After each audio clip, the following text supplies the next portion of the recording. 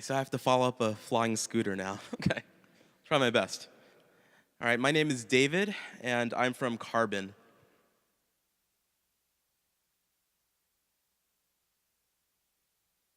So here's the team. We have 11 people. We're based here in New York. We are a stablecoin company. And I know what everyone's thinking, yet another stablecoin, but I promise we're approaching it different. Here's part of the founding team, or part of the executive team. Not everyone can be here today, but we do have a few folks from the team as well. And we come from a whole different, array of experiences. Some folks from ad tech, some folks from fintech, other folks obviously from crypto. But what we all have in common is that we believe that the approach that we're taking is a necessary one, and one that importantly is more along the lines of bridging the gap between the financial legacy system and the new emerging digital economy versus a pure kind of crypto pure play. And at the core of it, what we really want to do is make the global economy more efficient and importantly inclusive. And the analogy we like to use for our business, and we're going to talk about that a little more, is that we see ourselves in very many ways as kind of like a Stripe for crypto company. And what we mean by that is like Stripe essentially made it so that developers could more easily process credit cards. We're essentially doing the same thing, but specifically targeting crypto companies, whether they're dApps or protocols. And I guess one core point we do want to make is that we chose stablecoins specifically because we thought that was one of the easier ways to interact and engage with financial companies, whether it's banks or payment systems and what have you. And that's essentially the core way we pursued it. So the first product we released is called Carbon USD. It's collateralized by fiat, primarily USD at this point, on a one-to-one basis. But like I mentioned before, what makes it novel or different is we're primarily focused on a product right now called Carbon Fiber. And Carbon Fiber is a modular fiat on-off ramp. In plain English, it's a pain in the ass to buy cryptocurrencies. It just is.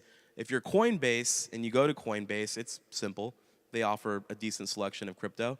But if you're not, or you can't interact with that, it's difficult. So essentially what we enable people to do is to simply plug in our modular framework, and then instantaneously you can go from fiat into cryptocurrency.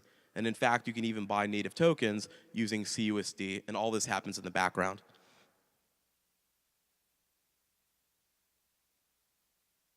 And one of the core things that we're also trying to do is right now we enable wires and ACH, but we're obviously pushing into expanding into credit cards. It's a process. There's a lot of regulation, as you can imagine. And I'll just say that American banks don't necessarily take kindly to facilitating crypto transactions. So we're always figuring out inventive ways to do workarounds. And we're well along our ways towards doing that, in fact. One other product that we're doing to kind of like spread the efficiency and build liquidity for ourselves and partners is our capital markets team. And that's essentially around market making. So this business is a new pilot. It's something meant to complement Fiber. We're taking a cue, I guess, from the old Microsoft playbook and bundling these sales together. And while this just launched, by the end of this week alone, we'll have generated about $50,000 or so in monthly recurring revenue. So we're excited by that, and it's almost too much to handle, to be candid.